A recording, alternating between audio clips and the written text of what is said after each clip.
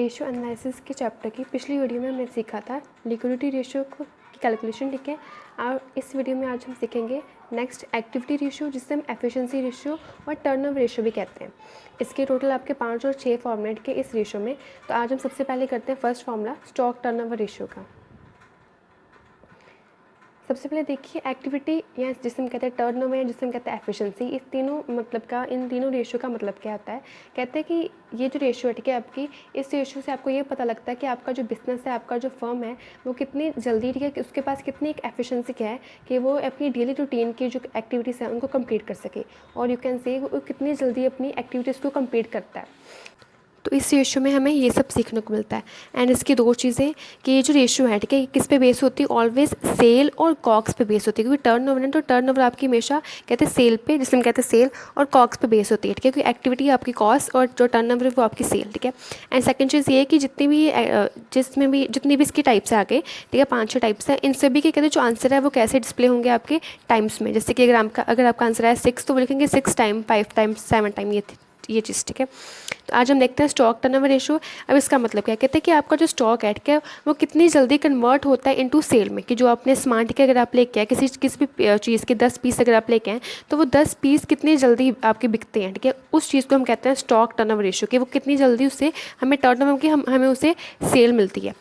तो इसका फॉर्मूला क्या होता है, कहते हैं कॉक्स या सेल, दोनों में से कोई भी जो भी आपको, ठीक है, हाँ, सब में गिवन होगा, आपने यहाँ लिखना है डिवाइड बाय एवरेज स्टॉक, और you can say closing stock, ठीक है, ठीक है। ये तो आपका मेन फॉर्मूला है। अब देखिए, एक तो आपका कॉक्स से एक सेल है, ठीक है। कॉक्स से जैसे कि आपको पता है 2 फॉर्मूले होते हैं। कॉक्स का फर्स्ट फॉर्मूला क्या होता है, इसकी फुल फॉर्म क्या, पहले देखिए क्या होती है, कॉस्ट ऑफ गुड्स सोल्ड, ठीक है, ये कितने का माल आपका बिका। जिसका फॉर्मूला क्या है, opening stock plus net purchases plus direct expenses minus closing stock, ठीक है। ये अपनी +1 में की जो क्लासेस हैं, ठीक है, वहाँ भी आपने सीखा था, आपका बेसिक फॉर्मूला यही था कि opening stock plus net purchases plus direct expense. अब देखिए डायरेक्ट एक्सपेंस क्या होते हैं, आपको लिख देती हूँ मैं। डायरेक्ट एक्सपेंस में सिंपल क्या होते हैं, आपके जो एक्सपेंसेस लिंक होते हैं फैक्ट्री के साथ, ठीक है, फैक्ट्री के साथ कह लो लिंक होते हैं, या कह लो कि आप मैन्युफैक्चरिंग के साथ लिंक होते हैं। इसमें क्या आता है, एक तो फ्रेट आएगा, ठीक है, आपका जी freight plus carriage inward, import duty, ठीक है, factory expense, octroi and wages, ठीक है। ये सभी चीज़ें जो कहते हैं सीधा आपकी फैक्ट्री के साथ लिंक होती हैं या आपके एक चीज़ के मैन्युफैक्चरिंग के साथ, ठीक है, लिंक होती है, उन्हें हम कहते हैं डायरेक्ट एक्सपेंस, जो सीधा आपके डायरेक्टली लिंक होते हैं आपकी मैन्युफैक्चरिंग के साथ या तो फैक्ट्री के साथ, ठीक है। उसके बाद क्लोजिंग स्टॉक, ठीक है, माइनस कर देना आपने। एंड कॉक्स का दूसरा फॉर्मूला ये भी होता है सेल माइनस जीपी, ठीक है। अगर आपने सेल में से अगर आप जीपी, ठीक है, माइनस कर दें तो वो आपका कॉक्स निकल जाएगा। देखिए अगेन कॉक्स का मतलब क्या है, तो कॉस्ट ऑफ गुड्स सोल्ड, कि आपने कितने का सामान बेचा, ठीक है। अगर मैं आपको एग्जाम्पल दूँ कि मैं ये जो पेन है, ठीक है, इसको मैंने 20 का बेचा है, ठीक है, तो मैं आपको अगर ये भी बता रही हूँ साथ में कि इससे मैंने बेचा 20 पे है, ठीक है, और इसमें मेरा जो प्रॉफिट है वो है 5 रुपये का। इट मीन्स ये है मेरे जो 20 रुपये, ये है मेरा सेल प्राइस है, और ये 5 रुपये ये क्या है, मेरा प्रॉफिट है, ठीक है, जिसमें कहते हैं जीपी। दोनों को माइनस करने के बाद मेरे पास कितना बचेगा, 15। ये है आपकी cost of goods sold. It means कि मुझे इस पेन की कितनी कॉस्ट है, इस पेन की कॉस्ट है 15, ठीक है। मैंने किसी से इस पेन को पहले 15 रुपीज़ में लिया, उसके बाद 5 रुपये का अपना मार्जिन रखा, प्रॉफिट रखा, उसके बाद 20 रुपये पर इसको जाके बेचा, ठीक है। तो ये है आपका सेकंड फॉर्मूला। सेल्स में से अगर मैं प्रॉफिट माइनस कर दूँ तो आपका बचेगा कॉक्स। तो ये तो निकल गया, ठीक है। सेल आपको वैसे भी सिंपल गिवन होती है, और नहीं गिवन होती है आप इस वाले फॉर्मूले से भी निकाल सकते हैं। अगर सेल निकालनी है तो सेल यहाँ रहने दीजिए, जीपी वहाँ प्लस हो जाएगा, it means COGS plus GP, ठीक है। उसके बाद नेक्स्ट है आपका यहाँ एवरेज स्टॉक। अब देखिए किसी भी चीज़ की अगर मैं आपको बोलूँ एवरेज निकालनी है तो वो कैसे निकलेगी। कहते हैं कि अपने एवरेज का सिंपल मतलब क्या होता है, किसी भी चीज़ का मिड पॉइंट, ठीक है, मतलब कि मिड पॉइंट में कि डिवाइड बाय 2। तो यहाँ भी आपने ऐसे करना है। कहते हैं अगर हमें किसी एवरेज लेना है स्टॉक की, तो कहते हैं आपके पास पिछले साल का कितना स्टॉक पड़ा है, जिससे हम कहते हैं ओपनिंग स्टॉक, प्लस इस साल का कितना आपका स्टॉक पड़ा है, जिससे हम कहते हैं क्लोजिंग स्टॉक, ठीक है। दोनों को प्लस करके डिवाइड बाय 2 करूँगी तो ये क्या आपका आएगा एवरेज स्टॉक, ठीक है। अब मैंने यहाँ पे एक साइड पे लिखा है क्लोजिंग स्टॉक। अब मैंने ये क्यों लिखा है, कहते हैं कभी कभी क्या होता है कि आपको सब में ओपनिंग और क्लोजिंग स्टॉक दोनों की जगह कहते हैं एक ही स्टॉक गिवन होगा।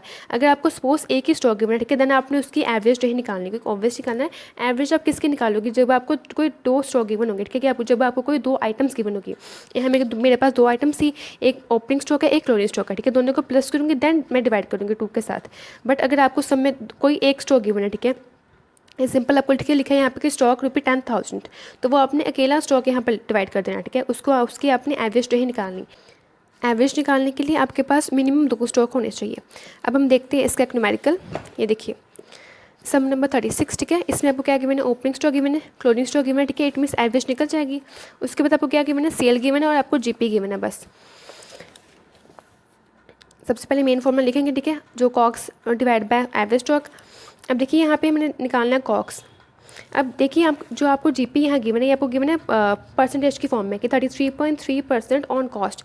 तो कहते हैं इसका ये फॉर्मूला है, ठीक है, ये आपने पहले भी किया था अपनी 10th क्लास में। कहते हैं जो जीपी है, इट मीन्स जीपी मेरा कितना है 33.33% है, ठीक है। कहते हैं किस पे है, ये है कॉस्ट पे। कहते हैं जिस भी चीज़ पे ये परसेंट होता है कि जो आपको मतलब ये बेस गिवन होता है ना सब में, ये बेस ऑलवेज क्या होता है 100 होता है। इट मीन मेरी जो कॉस्ट है वो कितनी है 100।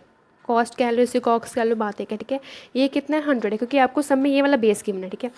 तो अब इसमें कहते हैं सेल क्या निकलेगा मेरे पास, अगर कॉक्स मेरी 100 है, जीपी मेरा इतना है, ठीक है, तो उनको प्लस करूँगी तो सेल कितनी आएगी 133.33, ठीक है। ये मैंने ये मैंने सबकी, ठीक है, क्या निकाली, परसेंटेज की वैल्यू निकाली, ठीक है, परसेंटेज की फॉर्म में। अब देखिए ये जैसे कि आपको सेल गिवन है यहाँ पे ₹4 लाख। कहते हैं ये सेल की कितनी वैल्यू है परसेंटेज की फॉर्म में 133.33, ठीक है। अब मुझे कितनी वैल्यू चाहिए, मुझे वैल्यू चाहिए, अगर मैंने जीपी निकाली तो मल्टीप्लाई करूँगी जीपी के साथ, अगर मुझे कॉस्ट निकाली तो मल्टीप्लाई करूँगी कॉस्ट के साथ। अब मुझे फॉर्मूले में चाहिए कॉस्ट चाहिए तो सीधा मल्टीप्लाई करूँगी 100 के साथ। अब देखिए इसका सोल्यूशन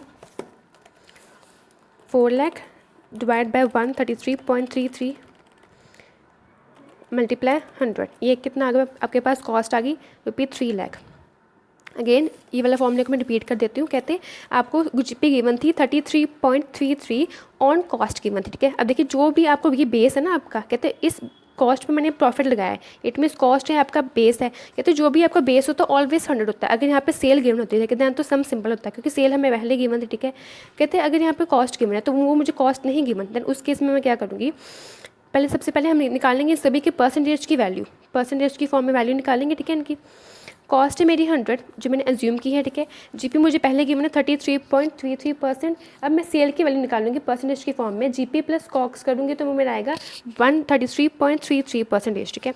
मुझे सेल गिवन है, वो गिवन थी 4 लाख। कहते हैं ये जो 4 लाख है किसी भी चीज़ की 133.33% है, ठीक है।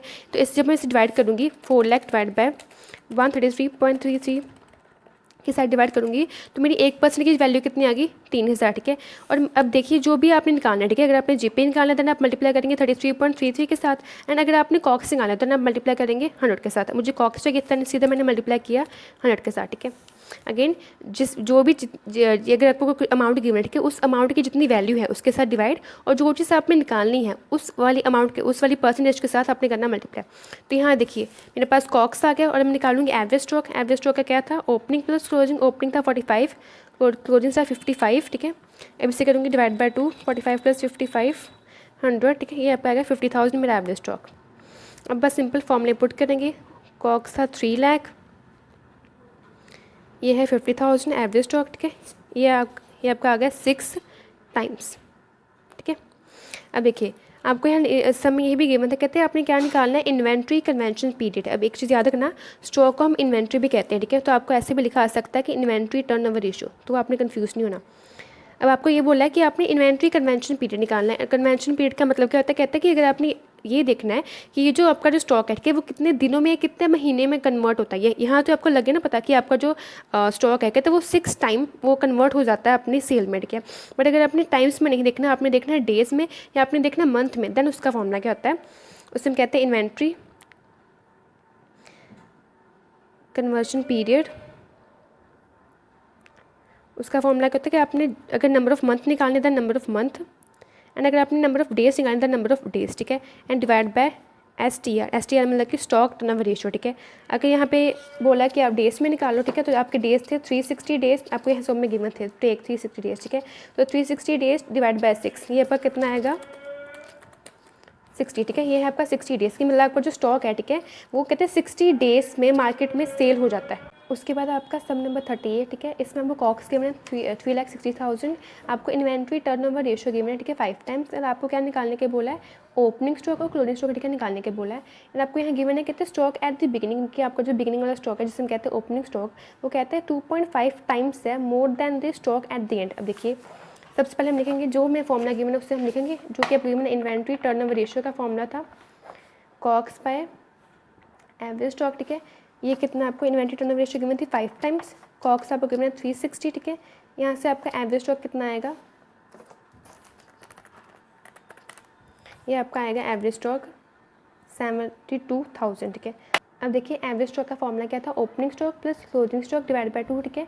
अब ये चीज़ ध्यान से देखना कि आपने कहते हैं आपको यहाँ क्या गिवन है, समय आपको गिवन है कि जो आपकी जो है स्टॉक है, ठीक है, वो एट द बिगनिंग की आपको जो ओपनिंग वाला स्टॉक है वो कहते हैं 2.5 टाइम्स है। अभी की जगह अगर आपको टाइम्स आ गया इट मीन्स वो क्या है, मल्टीप्लाई, ठीक है। एंड अगर आपको मोर देन आ गया वो उसका मतलब क्या था, प्लस। कहते हैं 2.5 टाइम्स और प्लस मोर देन भी है stock at the end. It means अगर मैं यहाँ पे अपने क्लोजिंग स्टॉक को, ठीक है, अपने एक्स मानूँ तो मेरा ओपनिंग स्टॉक कितना आएगा, कहते हैं क्लोजिंग स्टॉक के 2.5 टाइम्स, ठीक है, प्लस मोर देन है कि क्लोजिंग स्टॉक से कितना ज़्यादा है, 2.5 मल्टीपल, ठीक है, गुना टाइम, गुना का मतलब टाइम्स है ना। अगेन आपको यहाँ गिवन था समय stock at the beginning 2.5 times more than stock at the end, ठीक है, कि स्टॉक एट द एंड सबसे पहले उससे मानूंगी कुछ, अगर मैं उससे क्लोजिंग स्टॉक को जिसमें कहते हैं स्टॉक एट द एंड, अगर उसमें एक्स मान लूँ, ठीक है, तो कहते हैं जो ओपनिंग स्टॉक है वो उस क्लोजिंग स्टॉक के साथ कुछ एक्स्ट्रा है। एक्स्ट्रा कितना है, कितना मोर देन है, मोर देन का मतलब प्लस, ठीक है, तो मैंने प्लस किया, ठीक है, क्लोजिंग स्टॉक को लिखा, प्लस कितना किया मैंने, कहते 2.5 टाइम्स ज़्यादा है, 2.5 टाइम्स क्या, इसका मतलब क्या था, मल्टीप्लाई, कि हमने इसको एक्स के साथ मल्टीप्लाई कर दिया, ठीक है। अब हम इससे करेंगे अपने फॉर्म में पुट, आपका एवरेज स्टॉक है 72,000, आपका ओपनिंग स्टॉक है एक्स प्लस क्लोजिंग स्टॉक से 2.5 टाइम्स ज़्यादा, ठीक है। ये है आपका opening stock plus closing stock जो कि आपने एक्स माना, ठीक है, डिवाइड बाय 2। अब ये सॉल्व करेंगे, ठीक है, ये आपका 72, ये आपका है 144,000, यहाँ है आपका x plus 2.5 x plus x, ठीक है, इन सभी को प्लस किया, ये आपका कितना आएगा 4.5 एक्स, या 144,000, एक्स की आपकी कितनी वैल्यू आ जाएगी 32,000, ठीक है। एंड ये एक्स आपने क्या माना था, ये एक्स आपने माना था क्लोजिंग स्टॉक, इट मीन्स आपकी क्लोजिंग स्टॉक की वैल्यू कितनी आ गई है 32,000। अब इस एक्स की वैल्यू को अगर मैं यहाँ पुट करूँगी तो मेरे पास ओपनिंग स्टॉक भी आ जाएगा। तो यहाँ लिखूँगी opening stock is equal to, कहते देखिए अगेन ध्यान से, कहते क्लोजिंग स्टॉक से कितना ज़्यादा है, 2.5 टाइम्स ज़्यादा है, ठीक है, मतलब कि उससे से 2.5 ज़्यादा है।